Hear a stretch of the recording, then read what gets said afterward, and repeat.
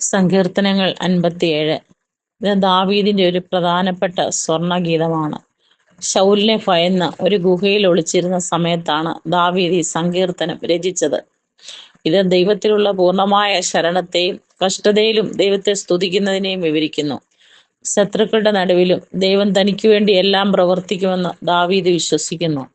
കഷ്ടതയുടെ സമയത്തും ദൈവത്തെ സ്തുതിക്കേണ്ടതിന്റെ ആവശ്യകത ഈ ഗീതം നമ്മെ പഠിപ്പിക്കുന്നു. ദൈവമേ, എന്നോട് കൃപയുണ്ടാകണമേ, എന്നോട് കൃപയുണ്ടാകണമേ.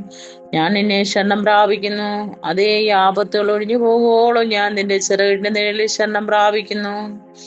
അത്യുന്നതനായ ദൈവത്തെ ഞാൻ വിളിച്ചപേക്ഷിക്കുന്നു. എനിക്ക് വേണ്ടി സകലവും നിർവഹിക്കുന്ന ദൈവത്തെ തന്നെ. എന്നെ വിഴുങ്ങുവാൻ ഭാവിക്കുന്നവർ ധിക്കാരം കാട്ടുമ്പോൾ അവൻ സ്വർഗത്തിൽ നിന്നും കൈനീട്ടി എന്നെ രക്ഷിക്കും. ദൈവം തന്റെ ദയയും വിശ്വസ്ത അയക്കുന്നു. എന്റെ പ്രാണൻ സിംഹങ്ങളുടെ ഇടയിലിരിക്കുന്നു. അഗ്നി ജ്വലിക്കുന്നവരുടെ നടുവിൽ ഞാൻ കിടക്കുന്നു. പല്ലുകൾ കുന്തങ്ങളും അസ്ത്രങ്ങളും നാവും മൂർച്ചയുള്ള വാളുമായിരിക്കുന്ന മനുഷ്യപുത്രന്മാരുടെ ഇടയിൽ തന്നെ. ദൈവമേ, നീ ആകാശമീതെ ഉയർന്നിരിക്കണമേ. നിന്റെ മുഖത്ത് സർവ്വഭൂമിയിലും പരക്കട്ടെ. അവർ എന്റെ കാലടികൾക്ക് ഒരു വല വിരിച്ചു. എന്റെ മനസ്സ് ഇടിഞ്ഞിരിക്കുന്നു. അവർ എന്റെ മുമ്പിൽ ഒരു കുഴി കുഴിച്ചു.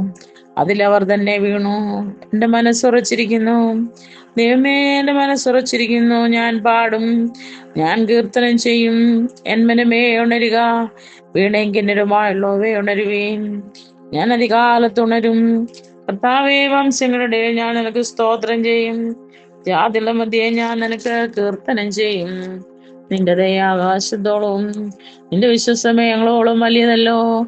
ദൈവമേ, നീ ആകാശമീതെ ഉയർന്നിരിക്കണമേ. നിന്റെ മുഖത്ത് സർവ്വഭൂമിയിലും പരക്കട്ടെ.